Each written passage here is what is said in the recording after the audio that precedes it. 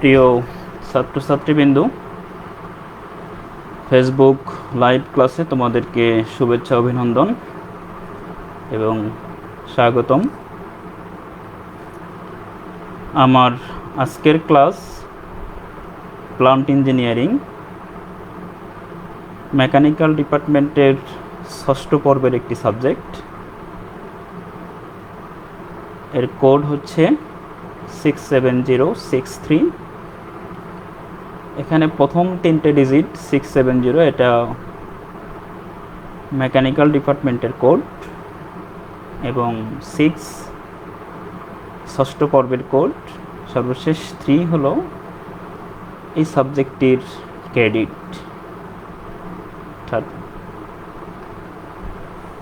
তো এই সাবজেক্ট নিয়ে আমি আছি তোমাদের সাথে, SM Faruk Hossain, instructor mechanical department, Sylhet polytechnic institute, Sylhet.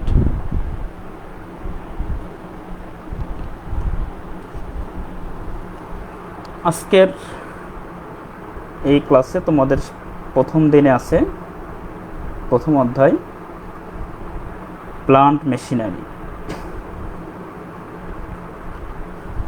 Plant machinery এই অধ্যায়ের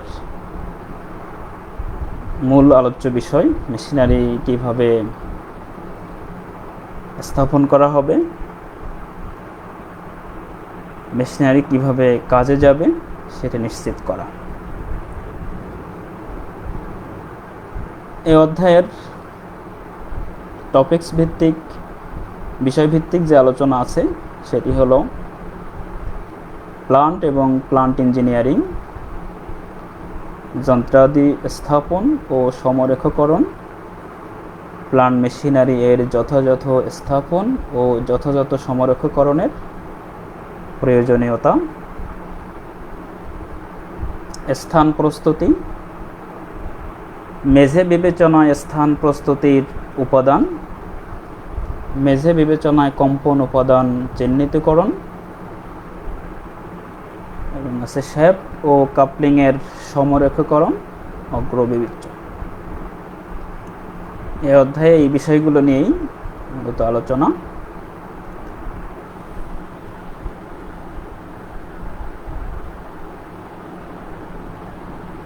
প্রথম বিষয়টা হচ্ছে প্লান্ট এবং প্লান্ট মেশিনারি।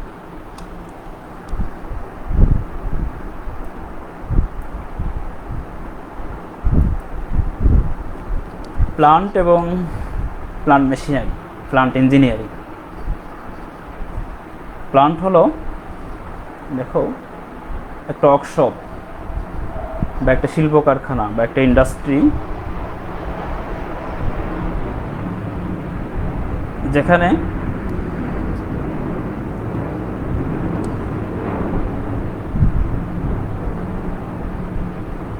প্লান্ট হলো একটা ইন্ডাস্ট্রিতে বা একটা শিল্প কারখানায় বা একটা ওয়ার্কশপে একটা দ্রব্য উৎপাদন করার জন্য কিছু কাঁচামালের উপরে প্রক্রিয়াকরণ এবং কিছু শ্রমিকের মাধ্যমে কাজ করার, নির্দিষ্ট নিয়মে কাজ করে একটা দ্রব্য উৎপাদন করা, অর্থাৎ প্রকৌশল কর্মকাণ্ডে প্লান্ট বলতে যেমন ধরো আমাদের বিভিন্ন ইন্ডাস্ট্রি, মেঘনা গ্রুপ অফ ইন্ডাস্ট্রিজ, যেখানে ফ্রেশের তোমরা অনেক জিনিস দেয়, আটা, সিমেন্ট, তারপরে চিনি, তেল, এর বাইরেও।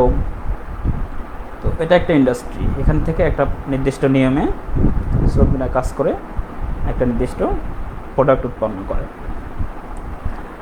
আনন্দ শিপইয়ার্ড একটা জাহাজ শিল্প, এপাশে অনেকগুলো সিমেন্ট ফ্যাক্টরি আছে, তোমরা যারা মেঘনা ঘাটায় গিয়েছো তারা দেখতে পাবে। আনন্দ শিপইয়ার্ডে সেখানে জাহাজ তৈরি হয়, জাহাজ হলো তাদের প্রোডাক্ট। এখানেও বিভিন্ন ধরনের মেশিন প্রক্রিয়াধীন অবস্থায় থাকে, plasma cutting machine, welding machine, bend machine, এরপরে সব ছোট ছোট জিনিস শিটগুলো এক জায়গায় করে একটা ফাইনাল প্রোডাক্ট জাহাজ হিসেবে তারা ছেড়ে দেয়।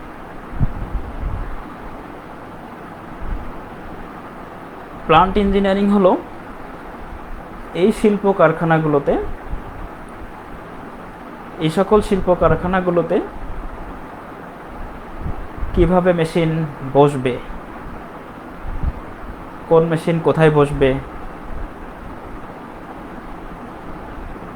তার অংশসমূহ কিভাবে স্থাপিত হবে, সেখানে কি কাঁচামাল ব্যবহার করা হবে, কাঁচামালের যাতায়াত ব্যবস্থা কি হবে,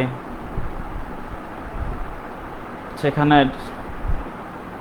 কতগুলো মেশিন বসবে, কোন ধরনের শ্রমিক কাজ করবে, কি প্রোডাক্ট উৎপন্ন হবে, এ সকল বিষয়ে যে বিশদ আলোচনা করা হয় যে সাবজেক্টটা, সেটা হচ্ছে প্লান্ট ইঞ্জিনিয়ারিং। শিল্প কারখানায় যেমন আগেই বললাম যে তোমাদের মেশিন শপে তোমরা যেরকম একটা প্রোডাক্ট তৈরি করো, সে একটা সেন্টার পাঞ্চ তৈরি করছো, সেখানে তোমরা লেদ মেশিনে যাচ্ছ শুরুতেই না, আগে মেশিন শপ থেকে তোমরা, এটা একটা ওয়ার্কশপ, এটা একটা ল্যাব, এখানে ধরো তুমি শ্রমিক হিসাবে একটা প্রোডাক্ট তৈরি করবে। এখানে তুমি প্রথমে একটা কাঁচামাল কেটে নিচ্ছ রড থেকে, এমএস রড থেকে। সেই কাঁচামালটা পাওয়ার স বা হ্যাকস ব্লেড দিয়ে কেটে নিচ্ছ। তারপরে তুমি লেদ মেশিনে সেট করছো, টার্নিং ফেসিং করছো। এরপরে এটাকে নার্লিং, ট্যাপার টার্নিং, এই অপারেশনগুলো করার মাধ্যমে একটা সেন্টার পাঞ্চ তৈরি করছো। এই পুরো প্রসেসটা আলোচনা করা হয় যেখানে, এই প্রসেসটাই হচ্ছে প্লান্ট ইঞ্জিনিয়ারিং। তবে তোমার এই প্রোডাক্ট তৈরির যে থিমটা আমি দিলাম, তার আগেই কিন্তু তোমার লেদ মেশিনটা স্থাপন করতে হবে, এটাও প্লান্ট ইঞ্জিনিয়ারিংয়ের একটা অংশ। পাওয়ার সা মেশিনটা স্থাপন করতে হবে, ভাইস স্থাপন করতে হবে, ড্রিল মেশিন স্থাপন করতে হবে। এই কাজগুলো, অপারেশনগুলো যখন করবে, তখন তোমাকে অবশ্যই আগে মেশিনগুলো স্থাপন করতে হবে। তো শিল্প কারখানা একটা তৈরি করতে হবে, অর্থাৎ একটা ওয়ার্কশপ তোমাকে তৈরি করতে হবে, তাহলে একটা ফাইনাল প্রোডাক্ট তুমি বের করতে পারবে। এটা হলো প্লান্ট ইঞ্জিনিয়ারিং।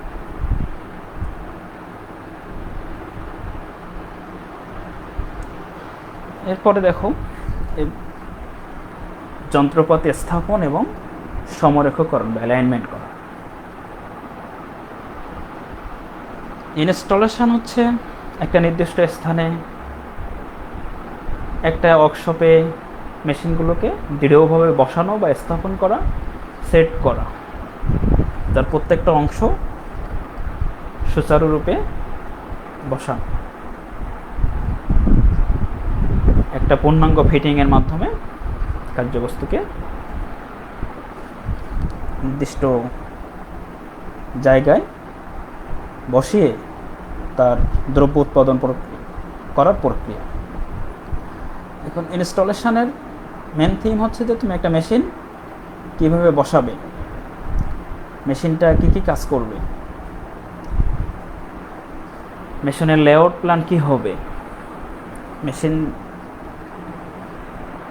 কতগুলো একই ধরনের মেশিন বসবে, এই জিনিসগুলো এখানে খেয়াল করতে হবে। যেমন যদি আমাকে ইনস্টলেশনের ক্ষেত্রে চিন্তা করতে হয়, প্রথমে আমাকে লেদ মেশিনগুলো আমরা বসাই, আমাদের ওয়ার্কশপ দিয়ে চিন্তা করি। এই লেদ মেশিনগুলো এক লাইনে থাকে, আবার লেদ মেশিনের হেড স্টকগুলো এক লাইনে থাকে, টেল স্টকগুলো আরেক লাইনে থাকে। একইভাবে এই ইনস্টলেশনের ক্ষেত্রে স্থানটা খুব ভালোভাবে চিন্তা করতে হবে।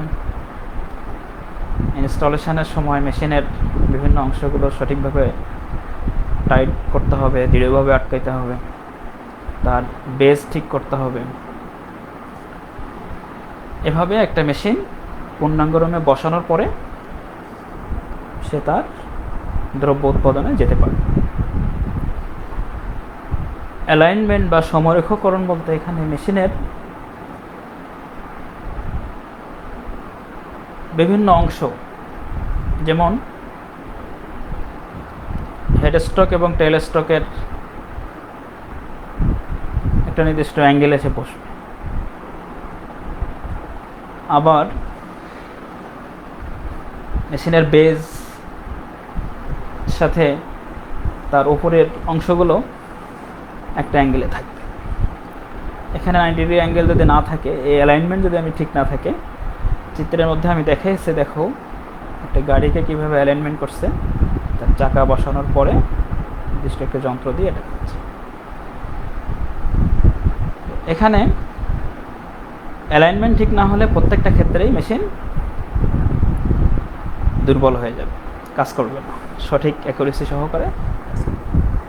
সুতরাং অ্যালাইনমেন্ট ক্ষেত্রে আরও একটু চিন্তা করতে হবে। আগে যেটা বলেছি, একটা লেদ মেশিন এক সাইডে যখন 10টা বসবে, 10টা লেদ মেশিনের হেড স্ট্রোকগুলো একই লাইনে থাকবে, টেল স্ট্রোকগুলো একই লাইনে থাকবে। আবার মেশিনের ইন্টারনাল গতি যেটা, তার মেশিনের মেন অংশের সাথে তার জগুলো, তার যে ঘূর্ণায়মান অংশ, এই জিনিসগুলো সাম্য অবস্থায় থাকবে, একটা ভারসাম্য থাকবে। এভাবেই অ্যালাইনমেন্ট ঠিক করে সমরক্ষ করে মেশিনটাকে বসাইতে হবে, তাহলে সে পরিপূর্ণরূপে কাজ করতে পারবে।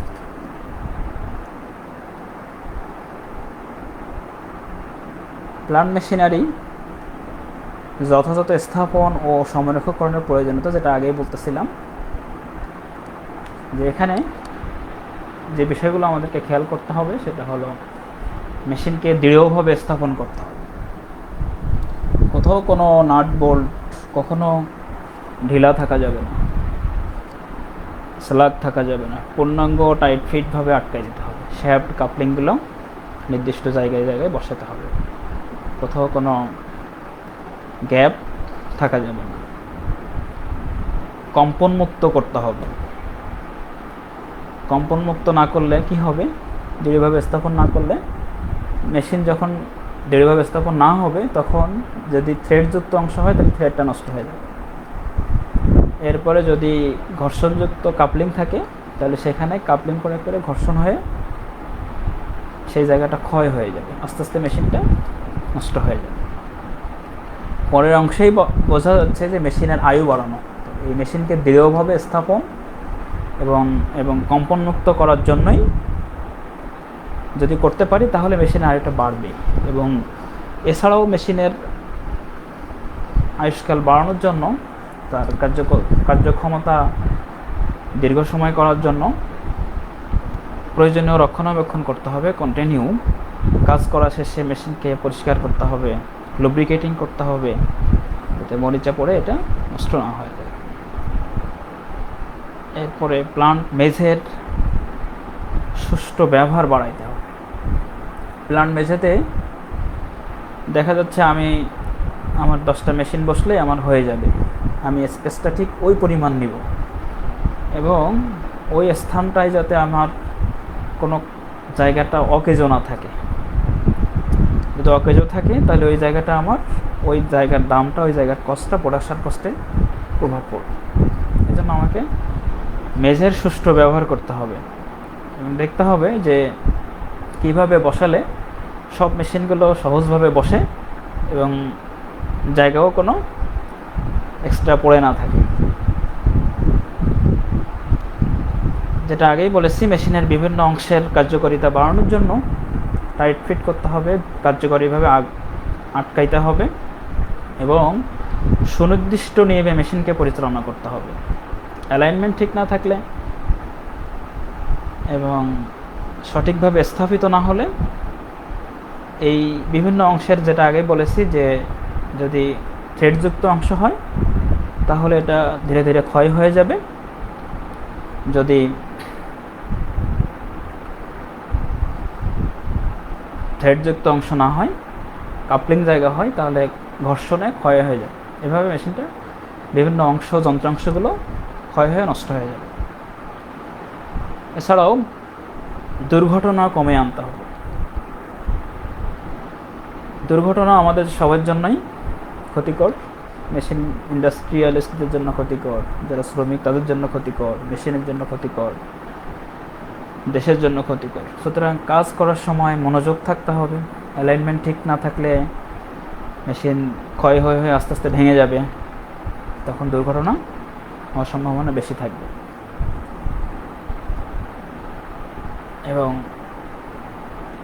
মেশিনিস্ট যারা, যদি একটা মেশিন যখন একজন মেশিনিস্ট ধরে, তখন তার কী অবস্থা, সে যদি মেশিনটাকে পরিপূর্ণ সুস্থভাবে পায়, স্বাভাবিকভাবে পায়, ফিটফাট পায়, তাহলে সে কাজে স্বাচ্ছন্দ্য বোধ করে এবং ওই কাজে তার ধীরে ধীরে দক্ষতা বাড়ে।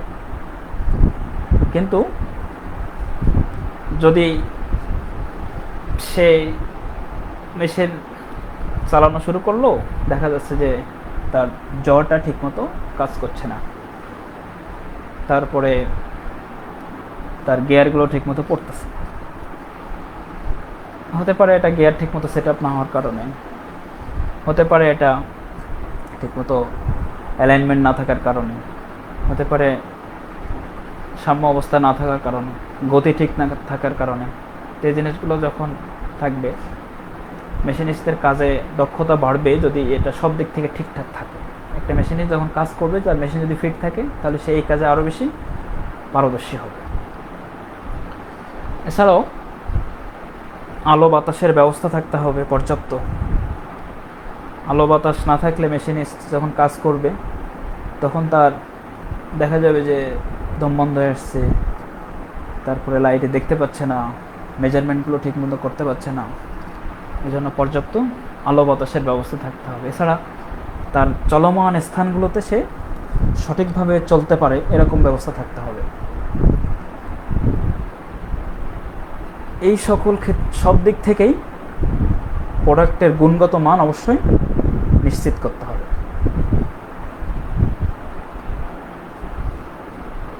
মেশিন রক্ষণাবেক্ষণের ক্ষেত্রে বিভিন্ন জায়গায় ওই মেশিন যে ওয়ার্কশপ থাকবে, সেখানে সেফটি ইকুইপমেন্ট, মেশিনের অন্যান্য যন্ত্রপাতি যেগুলো সহজে যাতে রক্ষণাবেক্ষণ করা যায়, এবং এক্ষেত্রে যদি বাহিরে যাওয়া লাগে,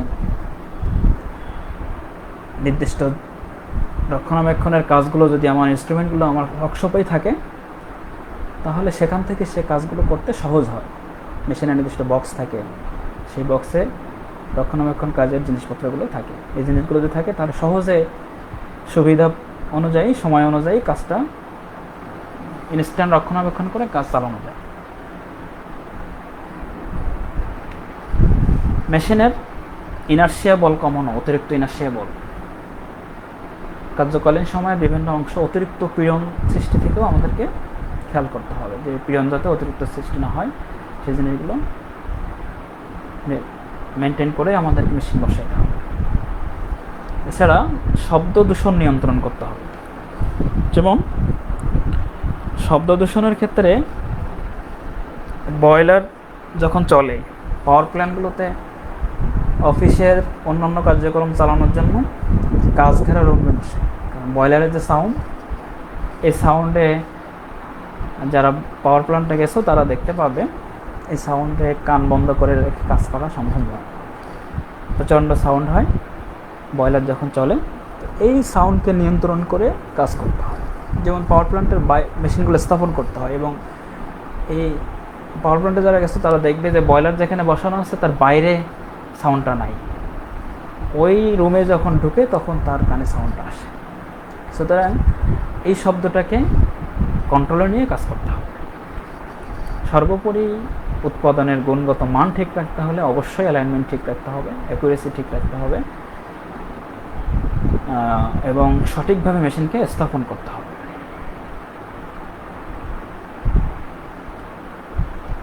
স্থান প্রস্তুতি, কোনো মেশিন যখন কোথাও বসবে, সেই জায়গাটাকে পূর্ব তার নির্দেশনা অনুযায়ী প্রস্তুতি নেওয়া, সেখানে অয়েল বোল্ট দেওয়া, ঢালাই করা, তারপরে যদি অন্যান্য ইকুইপমেন্ট লাগে সেগুলোকে নির্দিষ্টভাবে মেনটেন করে অ্যালাইনমেন্ট করে বসানো, লেবেলিং করা। ভিত্তির জন্য তার মেঝেতে ঢালাই করে সেখানে লেবেল করে, যদি লেবেল ঠিক না হয় তাহলে মেশিন কম্পনমুক্ত হবে না, লেবেলটাকে অবশ্যই ঠিক করতে হবে। প্রথমেই তার ভিত্তি প্রস্তুত করতে হবে। ভিত্তির উপরে রয়েল বোর্ড কাস্টিং বসে সেখানে প্রয়োজনীয় চিজেলিং করা এবং ড্রিলিংও করতে হবে যদি আমার সঠিকভাবে মেশিনকে বসাতে হয়। এরপরে এটাকে অ্যালাইনমেন্ট ঠিক করতে হবে যে আমার সব দিকে ঠিক আছে নাকি। স্পিড লেভেল ব্যবহার করে সাধারণত, এখন আধুনিক যুগে কিছু কিছু ক্ষেত্রে অটো কিলোমিটার ব্যবহার করে। এরপরে এটাকে গ্রাউটিং করা, মেশিন বসানোর পরে নাট বোল্ট বসানোর পরে যেসব ফাঁকা জায়গাগুলো থাকে ওই জায়গাগুলোতে নির্দিষ্ট কাস্টিং দিয়ে ঢালাই দিয়ে সেই জায়গায় পূর্ণাঙ্গভাবে পূরণ করে ফেলাতে কোথাও কোনো ফাঁক না থাকে। বেস প্লেট, তারপরে ফাউন্ডেশনের বোল্ট সমূহ কোথাও কোনো ফাঁকা থাকলে সেই জায়গাগুলোকে পূরণ করে স্থির করা এবং আবার পূর্ণাঙ্গভাবে লেবেলিং করে দেওয়া।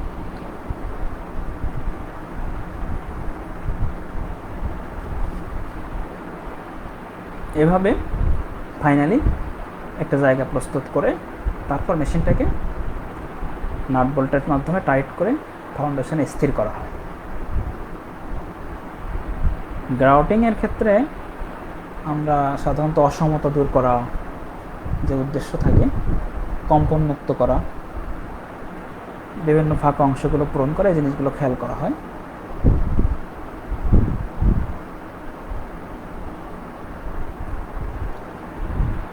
মেজের ক্ষেত্রে যে জিনিসগুলো আমরা উপাদান হিসাবে চিন্তা করি মেজের স্থান প্রস্তুতির জন্য, সেই জিনিসগুলো হলো মেশিনে ব্যবহৃত কাঁচামালের আকার আকৃতি, উপাদানের আকার আকৃতি, যে কাঁচামালটা আসবে সেটা মেশিনে বসাইতে হবে। সুতরাং মেশিনের দুই পাশে জায়গা থাকতে হবে যে কাঁচামালটা আমি লাগাবো মেশিনের যেখানে আমি কাজ করব। যেমন খুলনা শিপইয়ার্ডে যখন কাজ আমি দেখেছি যে বড় বড় শ্যাফটগুলো যখন রিপেয়ারিং করতে হয়, লেদ মেশিনের বেড আছে, লম্বা বেড, মেশিন সব ঠিক ওইভাবে বড় বড় লেদ মেশিনগুলো বসানো। তো ঠিক ওই রকম যে ওই কাঁচামালটা যে যার উপর আমি কাজ করব সেই জিনিসটা আমাকে ওই লেদ মেশিনে আসতে হবে। সুতরাং ওই পরিমাণ স্পেস আমাকে রাখতে হবে যে প্রোডাক্টটা আবার বের হবে, ঠিক ওই শ্যাফটটাকে কাজ করেই তো আবার আমাকে জাহাজে পৌঁছে দিতে হবে। ঠিক ওই পরিমাণ জায়গা আমাকে সামনে রাখতে হবে, সামনে পিছনে যে প্রোডাক্টটা আমি কাজ করবো সেটা থাকতে হবে। এরপরে এর চতুর্দিকে জায়গা মেশিনিস্ট দাঁড়াবে, তারপরে নড়াচড়া করবে, একটু চলাফেরা, পর্যাপ্ত আলো বাতাসের ব্যবস্থা থাকতে হবে। যেটা আগেই বলেছি, আলো বাতাস না থাকলে একজন মেশিনিস্ট কাজের স্বাচ্ছন্দ্য বোধ করবে। নির্দিষ্ট জায়গায় মাটি খনন করতে হবে, মাটির গুণাগুণ কেমন দেখতে হবে, ঢালাই করতে হবে এবং উপাদানসমূহের উপাদান নিশ্চিত করতে হবে যে ঢালাইয়ে যেসব ব্যবহার ইট, বালি, সিমেন্ট এগুলো নির্দিষ্ট অনুপাতে করতে হবে। গ্রাউটিং করণ, যেটা আগেই বলেছি যে সব কিছু করার পরে সকল ফাঁকা অংশগুলো পূরণ করে লেবেলিং করা। এরপরে প্রয়োজনীয় আকারে ড্রিলিং করা ও চিজেলিং করা।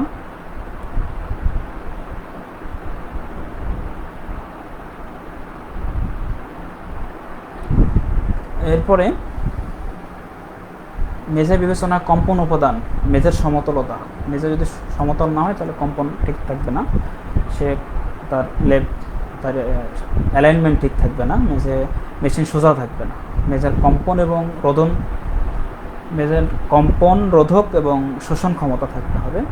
বিভিন্ন অংশের মধ্যে অ্যালাইনমেন্ট ঠিক থাকতে হবে, সমরেখতা থাকতে হবে। যেটা আগে বলেছি, হেড স্ট্রোকগুলো একই লাইনে থাকবে, টেল স্ট্রোকগুলো একই লাইনে থাকবে। ঘূর্ণায়মান অংশের ভারসাম্যতা থাকতে হবে, যেটা প্রথমে বলেছি আমি যে যদি যে ঘূর্ণায়মান অংশ মেশিনের লেদ মেশিনের যে আমরা চাক বলি যেটাকে, এরা যখন ঘুরবে, 3 জ চাক, এই যখন ঘুরবে তখন অবশ্যই এর বিভিন্ন অংশগুলো যেন ভারসাম্য অবস্থায় থাকে, এর গতি ঠিক থাকতে হবে। অতিরিক্ত গতি হলেও আবার নষ্ট হবে, কম গতি হলেও কাজ করা যাবে।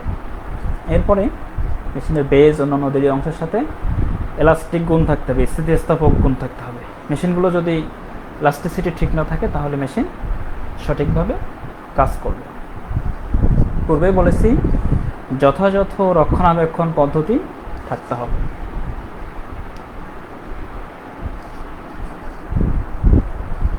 রক্ষণাবেক্ষণের জন্য নির্দিষ্ট যন্ত্রপাতিগুলো কাছে থাকতে হবে যাতে সহজে ছোট ছোট কাজগুলো সমন্বয় করা যায়, এবং কাজ শেষে মেশিনকে পরিষ্কার করে পূর্ণাঙ্গ লুব্রিকেটিং করে সেটাকে পরবর্তী কার্য উপযোগী করার মতো থাকতে হবে। নাহলে কাজ শেষে রেখে গেলাম, যন্ত্রপাতি ছড়াই ছিটে অ্যাক্সিডেন্ট হবে, অথবা পরবর্তী কাজের জন্য এটাকে সঠিকভাবে পাওয়া যাবে না। এরপরে শ্যাফট এবং কাপলিংয়ের ক্ষেত্রে যে বিষয়গুলো চিন্তা করা হয় সেটা হলো, শ্যাফট কাপলিং করা হয় অনাকাঙ্ক্ষিত কম্পন সৃষ্টি রোধ করা, এখানে এমনভাবে দৃঢ়ভাবে আটকানো যাতে এটাকে সে কম্পন সৃষ্টি রোধ করে। আসলে শ্যাফট হচ্ছে একটা ঘূর্ণায়মান যন্ত্রাংশ যা ঘূর্ণনের মাধ্যমে শক্তি স্থানান্তর করতে পারে। এখানে চিত্রের মধ্যে দেখানো হচ্ছে, এখানে ঠিক যে খাসে যেটা বসার সেটাকে সেখানে বসাতে হবে। যেমন আমরা দেখি একটা চাবি যেরকম ঘোরানোর সময় যদি নির্দিষ্ট নিয়মে না ঘোরানো হয়, নির্দিষ্ট জায়গায় না পড়ে, তাহলে তালাটা খুলে না। ঠিক সেম ওয়েতে আমাকে অবশ্যই শ্যাফট কাপলিং করার সময় এই নির্দিষ্ট জায়গায় নির্দিষ্ট জিনিস সঠিকভাবে বসাইতে হবে, নাহলে আগের মতো বলেছি যে ঘর্ষণ এটি নষ্ট হয়ে যাবে। কাপলিংয়ের জোর দৃঢ় হতে হবে, অনাকাঙ্ক্ষিত প্রেস এটাকে রোধ করতে হবে, এবং যাতে এটা ভেঙে না যায়, নষ্ট হয়ে না যায়, সে ধরনের লোড প্রয়োগ করতে হবে। একটা তার নির্দিষ্ট অ্যালাইনমেন্ট থাকে যে সে এত শক্তি গ্রহণ করতে পারবে, এত বল গ্রহণ করতে পারবে, এর বাইরে তার বল প্রয়োগ না করা বা একটু সেফটি ফ্যাক্টর রেখে বল প্রয়োগ করা।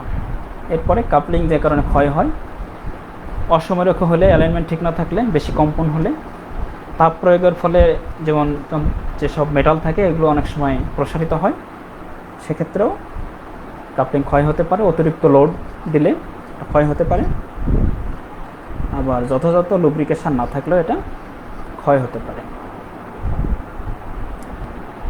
সর্বশেষ একটা জিনিস আমি তোমাদেরকে বলেছি যে তোমাদেরকে অটোকোলিমেটার, এটা কাজ হলো এর বিভিন্ন অংশ থাকে, কোলিমেটার, টেলিস্কোপ, আইপিস এবং মাইক্রোমিটার, সেটিং লাইন, স্কেল এবং আলোক উৎস, এই কয়টি অংশ নিয়ে অটোকোলিমেটার গঠিত। এটা সাধারণত অ্যালাইনমেন্টের কাজে ব্যবহার করে। এখানে আলোক রশ্মি যদি সমতলীয় প্রতিফলিত তলে পতিত হয়, অর্থাৎ প্রতিফলন তল আলোক রশ্মির সাথে যদি লম্বভাবে থাকে তাহলে আবার সোজাসুজি ফিরে আসে, অর্থাৎ আমার অ্যালাইনমেন্ট ঠিক আছে। আর যদি কাত হয়ে থাকে তাহলে প্রতিফলিত রশ্মি তার দ্বিগুণ কোণে সরে যাবে। তো তোমাদের বাড়ির কাজ, এই প্রশ্নগুলো তোমরা দেখবে। প্লান্ট ইঞ্জিনিয়ারিং কী, গ্রাউটিং কী, প্লান্ট মেশিনের স্থাপন ও সমরেখকরণের প্রয়োজনীয়তা, মেশিন টুলসের সমরেখ পরীক্ষার নীতিগুলো, একটি অটোকোলিমেটারের গঠন ও কার্যপ্রণালী, এগুলো লিখবে, পড়বে। এবং এই ভিডিওটি পুনরায় দেখতে তোমরা ভিজিট করো skills.gov.bd/dte, www.facebook.com/skills.gov.bd। তোমাদের আজকে আমার সাথে থাকার জন্য অনেক অনেক ধন্যবাদ। সবাই ভালো থাকবে।